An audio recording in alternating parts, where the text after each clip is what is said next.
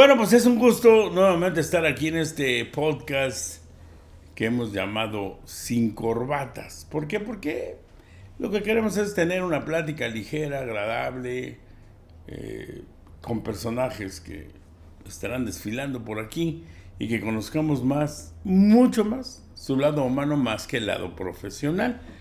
Y bueno, hoy me da gusto recibir a mi amigo, compañero de grupo radiofónico, un locutor de muchos años, ha tenido muchas temporadas exitosas en cuestiones que ha realizado.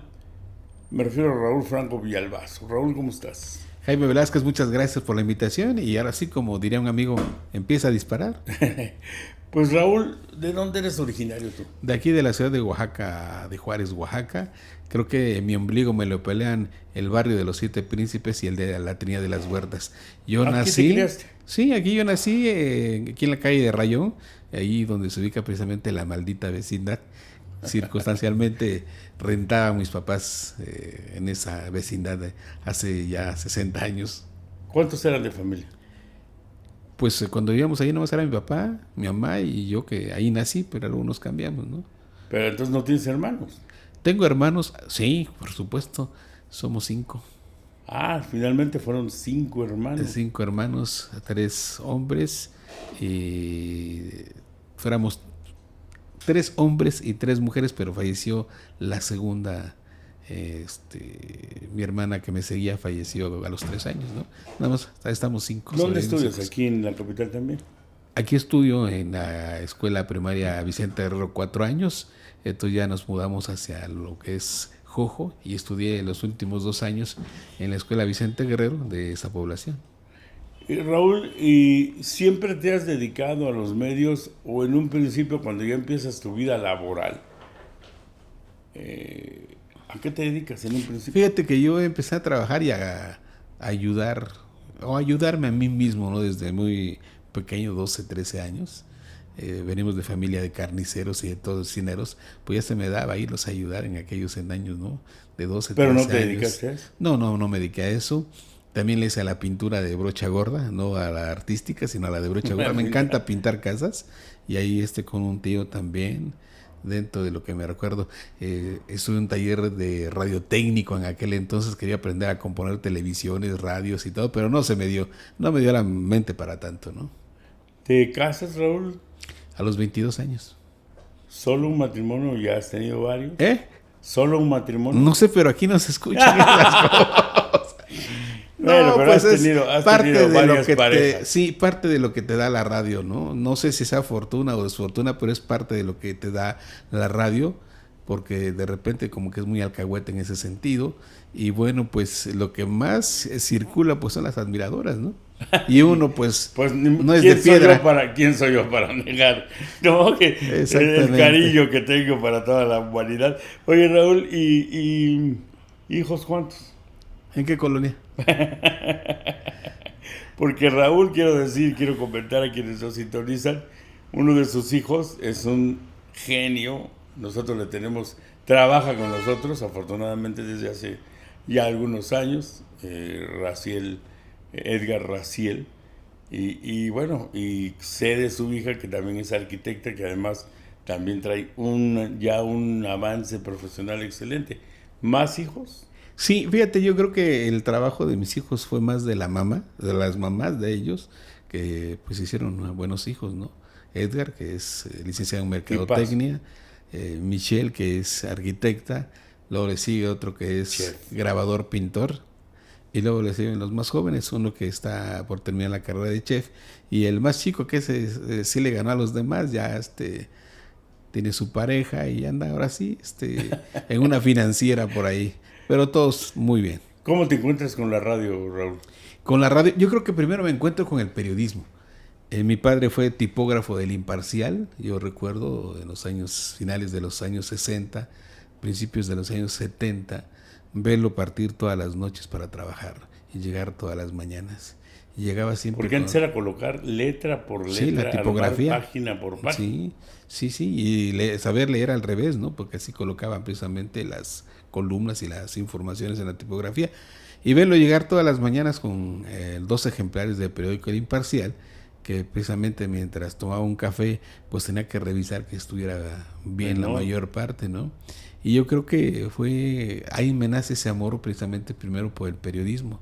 Y me gustaba leer los periódicos, después ya vino la época que cambia de la tipografía a la offset, y él pues ya tiene que dejar el imparcial y se va a trabajar a las imprentas, pero me quedó ese gusanito por estar leyendo periódicos. Entonces de repente en la casa pues eran cerros de periódico, el Excelsior, ¿no? Que más que comprarse un ejemplar, a comprar por kilo, lo mismo que el Universal, y de repente tenías montañas de cerro de periódicos, de revistas, y se me quedó el hábito de las revistas, ¿no? Hasta la fecha tengo suscripciones, por ejemplo, en Expansión, en Letras Libres. Que era otro periodismo impreso, ¿no? Ahora ya ha perdido mucha fuerza. Sí, ya ha perdido demasiado, porque también como que de repente se pierde, somos tantos dentro del medio que se pierde parte de este oficio, ¿no? Por ejemplo... ¿Cómo te topas con la primera estación de radio en la que trabajas? Bueno, decía yo que primero el periodismo, después dije yo, ¿qué voy a hacer de mi vida? Ya tenía yo 19, 20 años. ¿Qué voy a hacer de mi vida? No había ni terminado ni la secundaria, porque ya me gustaba ganar dinero y andaba yo pintando casas, ¿no? Muchas de las casas que están ahí sobre Esteban Vaca Calderón en el Infonavit, nosotros hicimos la primera pintura de esas casas. Eran cuadras, ¿no? Del Infonavit, y esa primera pintada que tuvieron, bueno, pues ahí estuve presente trabajando. ¿Y te gustó entrar al dinero? Me gustó, sí, el dinero, y dejé la escuela. Y bueno, ese yo tenía 20 años y un día me puse, ¿qué voy a hacer, no? Y empezó una estación de radio aquí de jóvenes, La Campeona, y ahí en el Indeco Jojo, que era mi barrio, vivía Gerardo García, el Lobo, ¿no? Que era programador. Radio Hits, ¿no? No, de La Campeona, de Estéreo Éxitos en ese momento. Radio Éxitos, no Hits. Sí. Radio Éxitos. Efectivamente. Que fueron gerentes los Pliegos durante mucho tiempo. Sí, y hablo de Éxitos cuando estuvo ese primer cuadro de locutores encabezados por José Luis Romero Bennett, Carlos Camacho, Gerardo García el Lobo. El Lobo tiene ahora un cargo importante, ¿no? Sí, ha sido gerente de operativo allá en San Luis Potosí, y fíjate que todavía durante muchos años estuve saliendo a Guadalajara, Monterrey, Acapulco, a la Ciudad de México, Veracruz, por la cuestión de la programación musical de las estaciones, y era pues muy continuo verlo en los eventos también, y a él le daba mucho gusto porque decía, es la primera vez que sale Oaxaca de ahí donde está, eres el primero de Oaxaca que sale. Yo, dice, vengo porque represento a San Luis Potosí, estoy trabajando. Hay otros que representan a Toluca, que son de Oaxaca, ¿no? Pero pues no salen de nuestro estado. No representando a Oaxaca. Exactamente. Y el Lobo era un personaje hiperactivo, creativo, él era el que editaba, creaba comerciales. Yo lo llegué a tratar en esos tiempos. Sí, y otro de los locutores, Marco Antonio Velázquez. Entonces, ¿cómo nace mi amor? Buenos días. ¿Cómo nace mi gusto por la radio? O sea, mi gusto por el periodismo. Después de ya cerca de los 19 años, decido terminar la secundaria y entro a estudiar a la Federal para Trabajadores. Y ahí en ese camino me encuentro con otro de los grandes locutores, Lair Espinosa López, que era profesor en la Escuela Federal para Trabajadores y era locutor en aquel momento de Radio Variedades. Y entonces me gustaba siempre. Que era del grupo de La Campeona, Radio Variedades. De Organización Impulsora de Radio Oír. Y Radio Éxitos. Organización Impulsora de Radio de la señora, ¿cómo se llamaba la dueña? Aguirre, ¿no? Y ahí me lo topo, y entonces pues era muy amena su plática, siempre que era maestro de ciencias sociales, nos platicaba de geografía, de historia, pero eran muy amenas sus clases, ¿no? Y decía yo quiero ser como él, ¿no? Yo me gustaría. Y entonces de repente empieza a funcionar La Campeona muy bien, que era la estación para los jóvenes, y en mi grupo iba Armando Velázquez, hermano de Marco Antonio, y de vez en cuando pues llegaba a visitarlo ahí, y pues veía cómo se motivaban las chicas, ¿no? Y lo veían, y bueno, era como un artista. Y era galán, ¿no? Y yo le decía, Armando, oye, pues yo también quiero ser locutor, ¿no? Como él. Y entonces yo, una persona muy ajena a hablar, hasta el momento todavía se me dificulta hablar con la gente, con público, y empiezo a participar en oratoria en la secundaria, con buenos resultados, ¿no? Primeros lugares. Y de ahí para acá ya empecé a investigar cómo trabajar. ¿Es donde entras a la locución? No, fíjate, el primer lugar donde yo empiezo a trabajar es una estación que estaba en el mercado de Abasto. Era una estación de radio, nada más que en vez de transmitir a través de las ondas hertzianas, era por medio de bocinas en todo el mercado de Abasto. ¿Sí? ¿En el mercado? En el mercado de Abasto. Era una estación de radio. registro pirata, digamos. No, porque tenía su permiso, sí, por parte de la Secretaría de Comunicaciones y Transportes. Pero no tenía antena, no salía no tenía antena, público. No, era por medio de bocinas. ¿Locución? Sí, hay locución y de repente abren una estación similar aquí en el mercado 20 de noviembre, Benito Juárez, y vengo para acá y ahí encuentro y conozco a Alejo Vázquez. Bueno, ya lo conocía desde niño porque nos quedamos en el barrio de los Siete Príncipes. Ahí encuentro a Alejo, que él ya andaba tras la licencia, ¿no? Notirroja, ya le gustaba mucho este ambiente de la información también. Y ahí conozco a Gonzalo Carlos Vega, que iba a visitar, iba a dejar discos del grupo Miramar en aquel entonces, que lo representaba. Y un día le digo, oiga, ¿no hay oportunidad de ir a aprender la continuidad de programación en la XEUA? Me dice, sí. Y me lleva con don Wilfrido Hernández Martínez, que era el gerente. La XEUA estaba en Alcalá 100, ahí frente al edificio central de la UAFJO. Y ahí, luego, al poco tiempo entré y empecé a aprender a continuidad, programación, producción. La soy la mexicana. La mexicana, la XEUA. ¿Y él dónde estaba? ¿En qué parte transmitía? En Alcalá 100, aquí frente al edificio. Que había central. Un foro como el de la W. Un teatro estudio, sí. Me tocó todavía pasar, las norteñas cotorras, ¿no? ¿Qué norteñas cotorras? Un programa muy ajúa, ¿no? Y la fogata norteña. La fogata norteña también, pero más ese programa que fue con ¿Qué norteñas tan cotorras? Popularizó don Rafael Ceja Martínez, que era un encuentro con la gente de nuestro pueblo, y pues ahí veía uno el cariño que realmente demuestra la gente hacia sus locutores. Era una locución de oro, Sí. Wilfrido Hernández ya estaba, Rafael Ceja Martínez, Ángel Espinosa Yaguno, Francisco David García, Luna, el que fue político, Justino Martínez Luna, Gabriel Hernández Cruz, todos tienen unas excelentes voces, Esa fue una época de oro voces de la radio. Sí, todavía me tocó una colita porque hacían estudios, hacían sondeos, y los mejores locutores, las mejores voces siempre las tenían la XEUA. Y además el alcance que tenía desde entonces, ¿no? La OA. Casi el 80-90% de todo el estado. Y era AM solamente. Solo AM.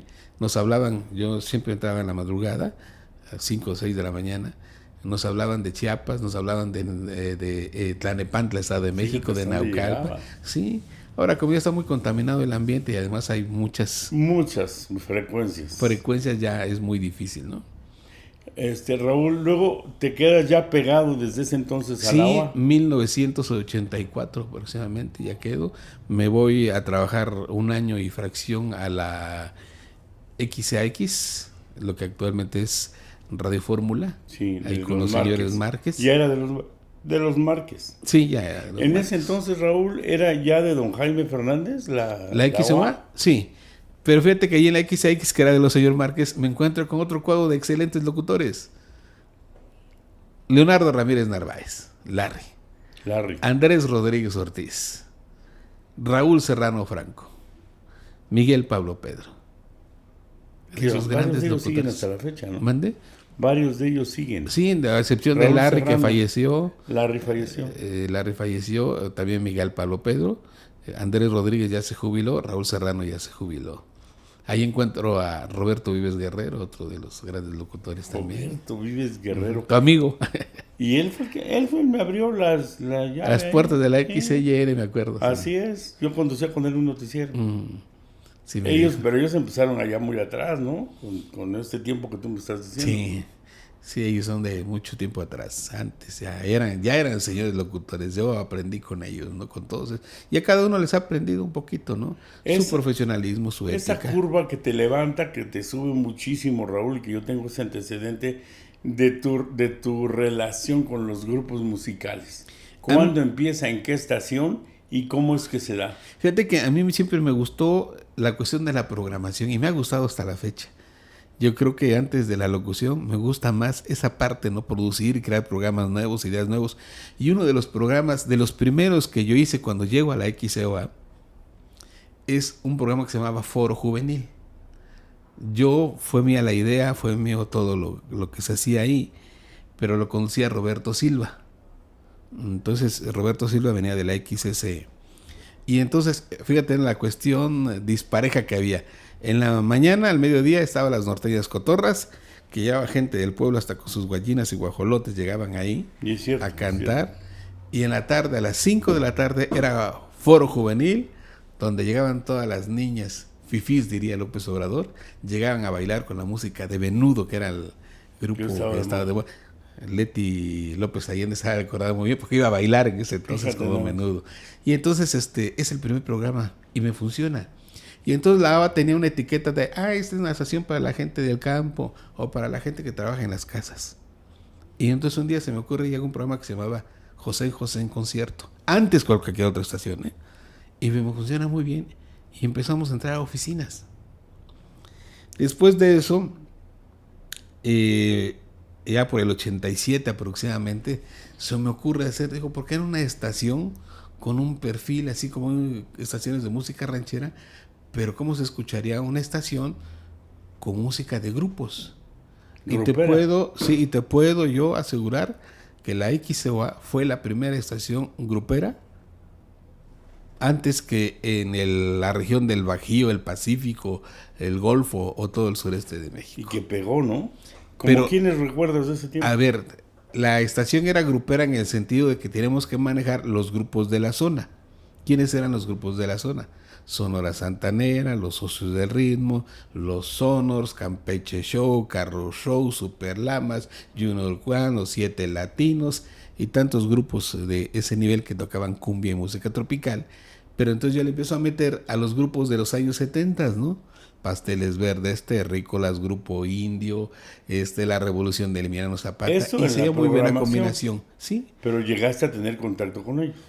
No, fíjate que no. Ya en una ocasión yo empiezo con un programa de 15 minutos que era de Promociones García, que se encargaba de hacer bailes y vender grupos. Entonces tenía esos 15 minutos y me dan la oportunidad de entrar a la cabina. Y resulta que al mes dice, no, ya se tuvo que ampliar a 30 minutos porque ya 15 eran insuficientes. Empezó a pegar, empezó a funcionar. Y después, pues al siguiente mes ya era de 1 hora. Y empezó la efervescencia de los grupos. Y aquí me topo con algo que no esperaba yo en mi camino. Yo no tenía licencia, incluso no tenía ni la secundaria terminada. Y entonces tenía uno que terminar la secundaria para presentar el examen y te dieran la licencia. Y resulta que en una asamblea del sindicato de trabajadores de la industria de la radio y la televisión, mis compañeros, no los viejos locutores, no los maestros, sino los jóvenes de ese entonces, me empiezan a grillar. No tiene licencia, ¿cómo va a estar conduciendo? Que ese dinero lo podemos ganar nosotros. Yo lo único que les dije, tienen toda la razón, yo no tengo licencia. Hay en esta vida locutores con licencia, ¿Y cómo hay locutores sin licencia y hay licencias sin locutores. Y muchos de ustedes están en esos casos. Y ya fue que me apresuré a sacar mi certificado de secundaria en el Instituto Estatal de Educación para Adultos, que incluso hace 2 años me hicieron ahí una entrevista. Y así fue como con la ayuda de don Wilfrido, ¿Y sacaste tu licencia? Y de doña Irma, fui a México, me costearon el viaje, y fue como saqué mi licencia cuando Edgar tenía apenas, creo que 1 año de nacido, ¿no? Tu hijo. Y mi hijo. Y entonces la parte de grupos donde empiezas a tener contacto con algunos, ¿cómo se da? Bueno, con lo mismo de Promociones García, porque empiezo a tener contacto con los grupos que él promovía, ¿no? Y empiezo a tener contacto con los grupos locales en ese momento. Que traía presentaciones y luego, a bailes acá. Sí, y luego traía grupos. Estando en la XX en el 85, conocí a un señor que se llamaba Oscar Flores, que venía con su maleta y tenía un hermano que vivía acá. Ellos son de Monterrey. Un hermano vivía aquí en Ejutla de Crespo y tenía un rancho que en vez de criar vacas criaba chivos, ¿no? Así me decía Oscar Flores. Mi hermano en vez de ahí criaba vacas y aquí cría chivos.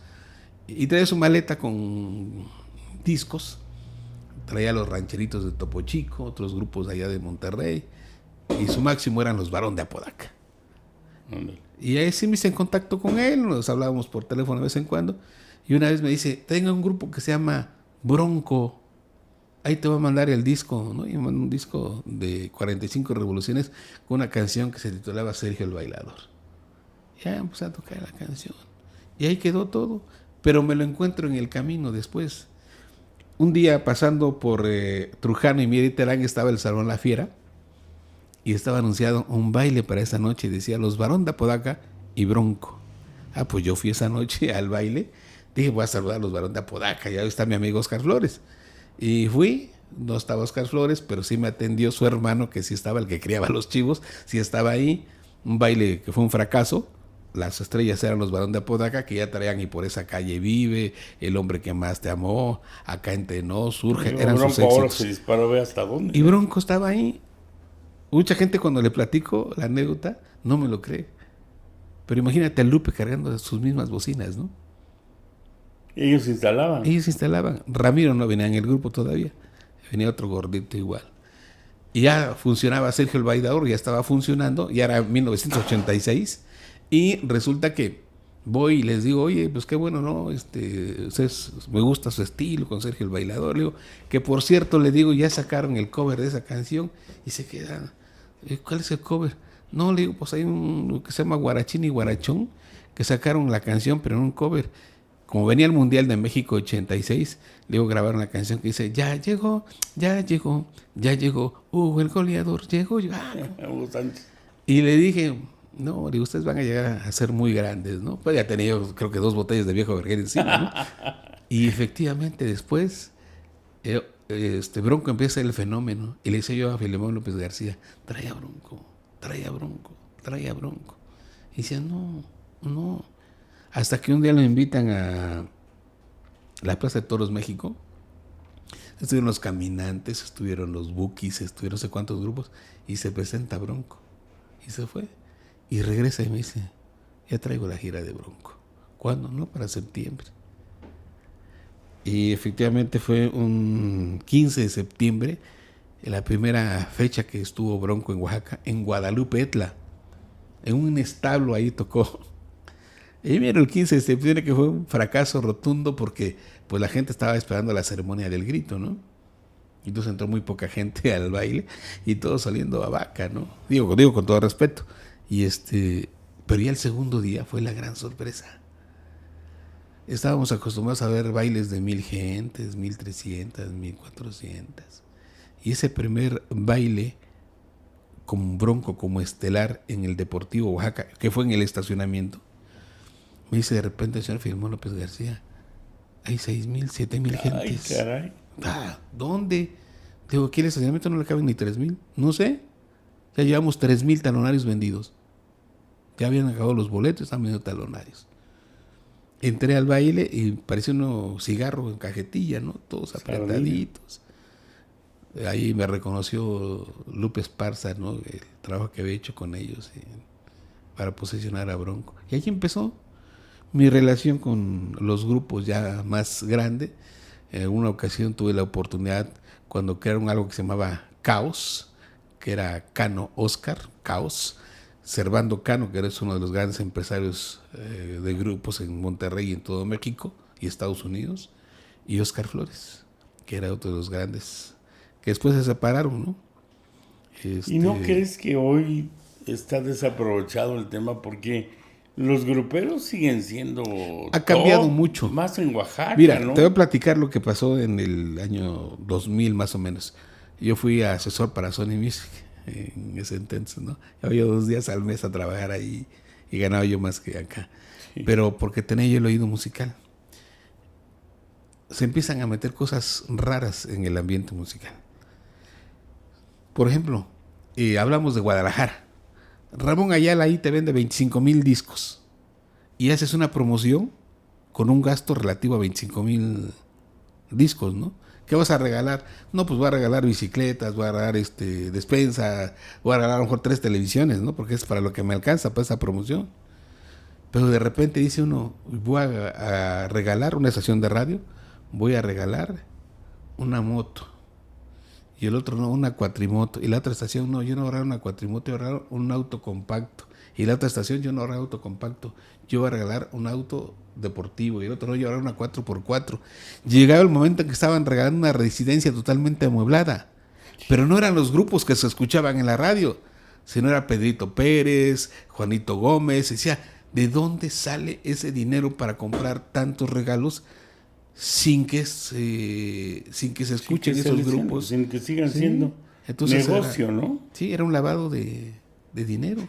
Y desde ahí ya empezaron esas cosas raras que pues hasta la fecha. Yo acabo de ver un amigo que hizo una nota informativa, lo entrevistaron y habló sobre los corridos tumbados, ¿no? Y lo que ahora está cantando Peso Pluma y esos. Y dijo, no, pues es que eso está mal, eso no son composiciones, eso no es nada, eso no sirve, no funciona. Y además pues está metido otras cosas ahí. Ahora tuvieron que bajar la nota porque le hablaron a él directamente, cállese. Y le hablaron gente pesada. Y le hablaron de las compañías de discos. Usted cállese. Bajen la nota. Y bajó la nota. Ahora que fue un portal de Oaxaca. Leyendo en las noticias. ¿Mande? Ahora estás leyendo en las noticias. Sí, de la pasión. Acuérdate que en el 95-96 tuvimos la oportunidad de ser compañeros de banca. Y no precisamente del Zócalo, ¿no?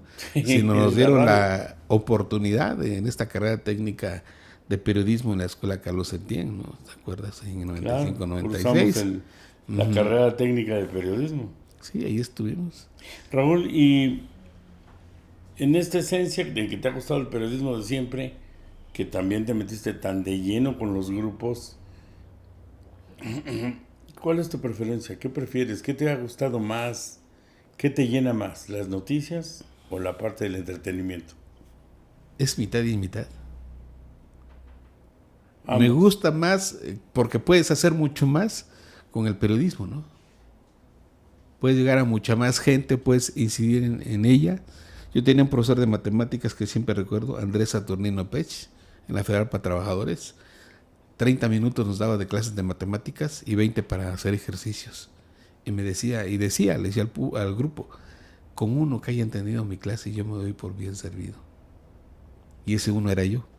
Y siempre aquí está. Bien. Y así me pasa ahora en la radio y ahora que estamos en noticiarios, así me pasa con una persona que entienda lo que yo estoy diciendo, yo me doy por bien servido. Y sí hay muchas reacciones positivas en ese sentido, ¿no? Entonces hay gente que sí llega a ¿Te gustaría retomar los temas del entretenimiento? Sí. ¿O ya es otro mundo hoy? Ya es para los jóvenes también, ¿no? Sí, ya no me puedo comparar con la dinámica que traen ahora. Y sí, no, ya va más a prisa todo. Y más comercial, ¿no? Y más comercial. Hay que vender y desapareces, sí, vender y desapareces. Todo es más rápido.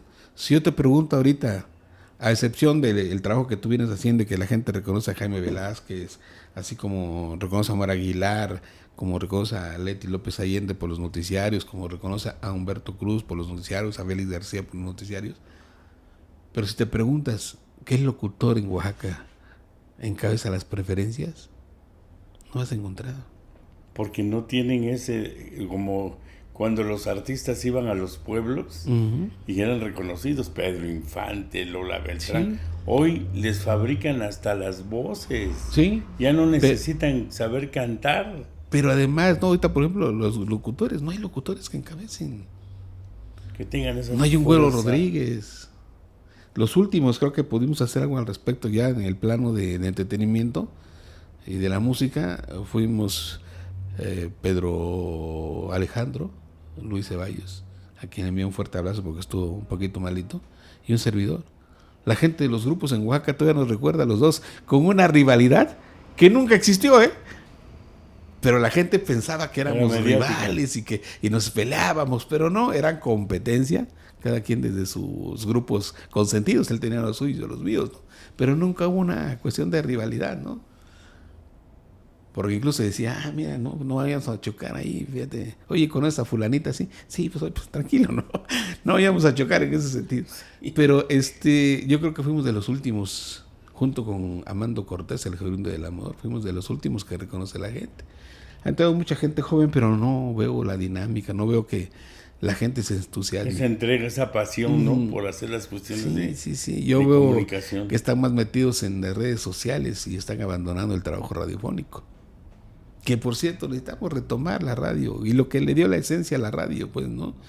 En los años 50, en los años 40 del siglo pasado, necesitamos revisar qué se hacía para y nosotros acomodarlo a la modernidad, pero que sea de ahí para arriba, ¿no? Definitivamente así tiene que ser.